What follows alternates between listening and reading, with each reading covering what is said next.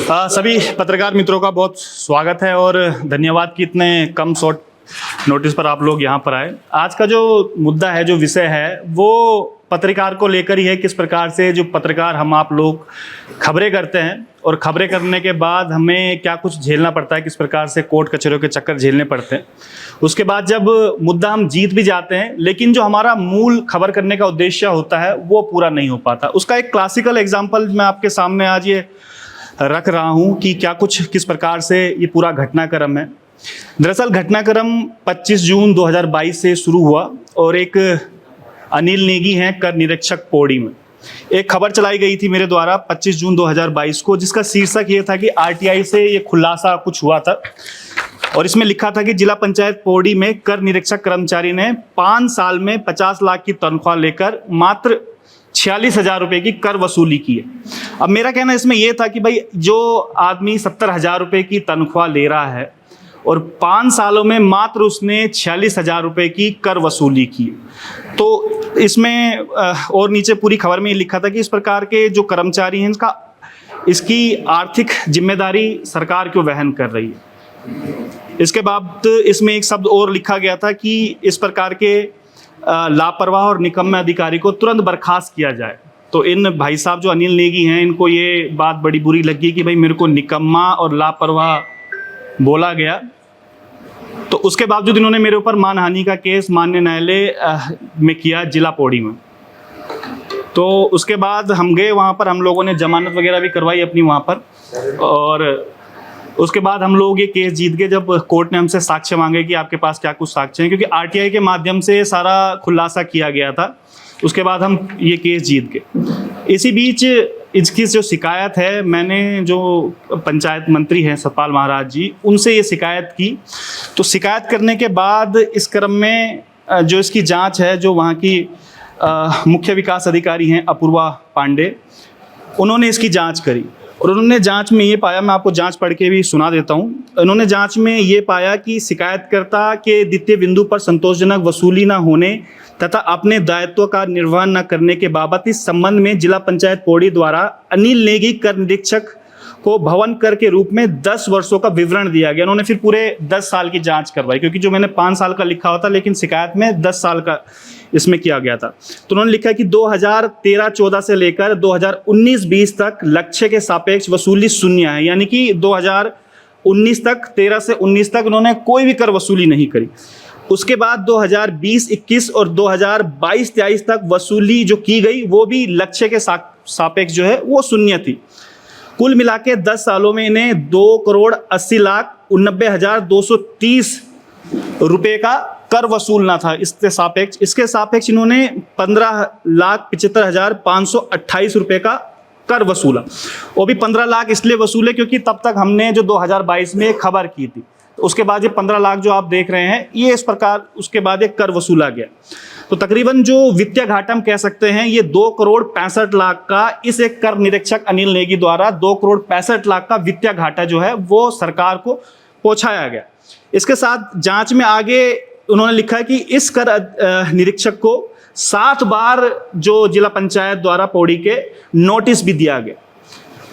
अब ये पूरी जो ये जांच थी, ये मुख्य जो विकास अधिकारी हैं, उन्होंने जो डायरेक्टर हैं यहाँ पे, डायरेक्टर पंचायती राज है, उनको प्रेषित की गई।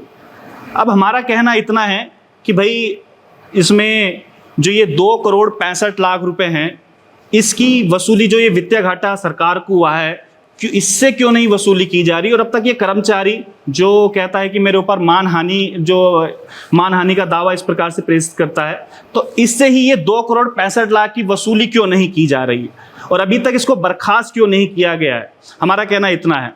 और साथ ही साथ ये है कि भाई क्या, क्योंकि हम जो मीडिया के लोग हैं, जितने भी हमारे मीडिया के साथी है, हमारा काम खबरें करना है ना, हमारा काम ये प्रेस कॉन्फ्रेंस करना है ना, हमारा काम कोर्ट कचहरियों के चक्कर काटना है।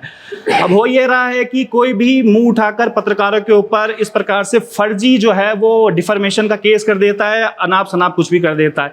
चलिए, जो एक प्रक्रिया हमने झेली, क्योंकि माननीय न्यायालय जो है सबूत मांगता है, हमने सबूत भी दिए, लेकिन अब जब हम ये केस जीत गए हैं और ये साबित हो चुका है कि ये जो कर निरीक्षक है इसने 2,65,00,000 का सरकार को वित्तीय घाटा पहुंचाया, तो इससे अभी तक ये वसूली क्यों नहीं हुई और ये अभी तक अपने पद पे क्यों बैठा हुआ है। क्योंकि भाई सरकार से जो पैसा है वो तो हम तो ले नहीं रहे, हम तो फ्री में खबरें कर रहे हैं। लेकिन जो ये अधिकारी बैठे हुए हैं, ये तो सरकार उनको तनख्वाह दे रही है इसी काम के कि जिस प्रकार से ये कर निरीक्षक जो काम है क्या सही से हो पा रहा है कि नहीं हो पा रहा है। 7 बार नोटिस देने के बाद भी ये काम नहीं कर पा रहा है। तो इतना सा कहना है कि अगर इसके ऊपर ये 2,65,00,000 की ये वसूली अगर नहीं की जाती और इसको तुरंत रूप से बर्खास्त नहीं किया जाता, तो नेक्स्ट स्टेप मेरा ये होगा कि मैं माननीय न्यायालय जाऊंगा और माननीय न्यायालय में इन सबको पार्टी बनाऊंगा, चाहे वो सचिव हों चाहे वो डायरेक्टर हों, क्योंकि हो ना हो इन सब की आपस में जो मिली भगत है या इस प्रकार से लापरवाही जो बढ़ती जा रही है, जो इस प्रकार के भ्रष्टाचार को एक अंजाम दिया जा रहा है।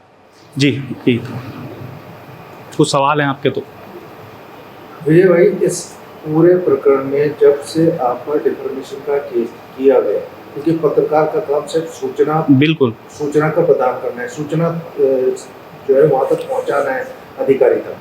जब इसके बाद जो आपने कार्रवाई की है उस पर, उस उत्पीड़न में आपका मानसिक और आर्थिक रूप से कितना नुकसान?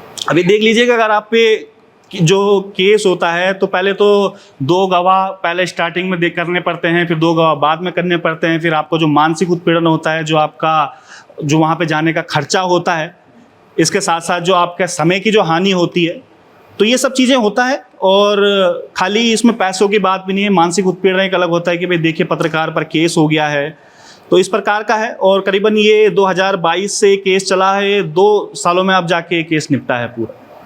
क्या इसको लेकर के निदेशक पंचायती राज से आपकी कोई बात हुई? निदेशक पंचायती राज को मैंने एक अभी नोटिस दिया है, शिकायत की है, और शिकायत में मैंने ये लिखा है, इसमें ये देखिएगा रिसीविंग भी मेरे पास है निदेशक पंचायत राज की। इसमें मैंने लिखा है कि भाई जब जांच पूरी हो गई है इसमें और ये पाया गया है कि 2,65,00,000 का राजस्व जो है वो हानि पहुंची है, तो अभी तक ये जो अधिकारी है जो लगातार इसका व्यवहार भी ठीक नहीं है, वहाँ पर 7 बार तकरीबन नोटिस इसको जा चुके हैं इसी मामले को लेकर। और हमारी खबर करने के बाद 15 लाख, जो मैं बता रहा हूँ कि 15 लाख की तब जाके इसने कर वसूली की हमारी खबरें करने के बाद। तो 2,65,00,000 की खुद इससे रिकवरी की जाए इस व्यक्ति से और तुरंत रूप से इसको बर्खास्त किया जाए, ये लेटर में लिखा है मैंने। और अगर ये नहीं होता तो उसके बाद हम माननीय न्यायालय की शरण में हम लोग जाएंगे। अच्छा विजय भाई, अगर वर्ल्ड फ्रीडम जो इंडेक्स है हमारी रिपोर्टर्स की, जी, मीडिया की, जी, उसमें भी हालात हमारे बुरे हैं और खबरें आप चला रहे हैं उसका कोई असर भी नहीं है, या हम तमाम लोग चला रहे हैं और हमारी बिरादरी के लोग उन्हें पत्रकार भी नहीं समझते हैं। बिल्कुल। इस कंडीशन में क्या करेंगे? क्योंकि अपनी ही बिरादरी के लोग जो आपको यूट्यूबर्स या तमाम कहते हैं, उसके बाद दूसरी चीज ये भी आती है कि जब खबरें दिखाने पर भी असर नहीं है तो अब क्या? इस कंडीशन में देखिए, एक तो हमें एकत्र होना पड़ेगा, सबको एक साथ होना पड़ेगा। आज मेरे साथ ये हुआ है, कल के दिन आपके साथ भी हो सकता है। तो इस बीच जनहित की खबरें करेगा कौन? मेरा सबसे बड़ा सवाल यही है कि भाई मेरे तो इससे कोई अपना पर्सनल इंटेंशन नहीं था, नहीं मेरा कोई अपना पर्सनल कोई घर का झगड़ा था। मैंने तो ये कहा कि भाई जो हमारे टैक्स पेयर का पैसा है, वो ये जो व्यक्ति जिस काम के लिए रखा गया है, कर निरीक्षक पद पर ये है, इसका काम वही है कि टैक्स कलेक्ट करना। अब खुद जो रिपोर्ट में आ रहा है कि इसने 2,80,00,000 का टैक्स इसने वसूल करना था, मात्र 15 लाख का इसने टैक्स वसूल किया है, वो भी तब जब हमने एक खबर चलाई। 15 लाख भी तब जाके वसूल हो पाए।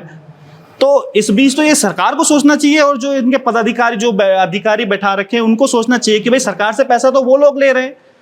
अब ऐसे में अगर हमारे ऊपर ही केस होते रहेंगे तो फिर पत्रकारिता बचेगी कहाँ? ये तो हम सब के लिए भी सोचने वाली बात है कि भाई पत्रकार अगर जनहित की पत्रकारिता नहीं करेगा तो लोकतंत्र के लिए अपना खतरा ही। और जिस प्रकार से आप कह रहे हैं कि जो इंडेक्स में हमारा नाम नीचे है, तो ऐसी इन्हीं खबरों के कारण है, जिस प्रकार से इसी जो ये पूरा मुद्दा है, इन्हीं मुद्दों के कारण है।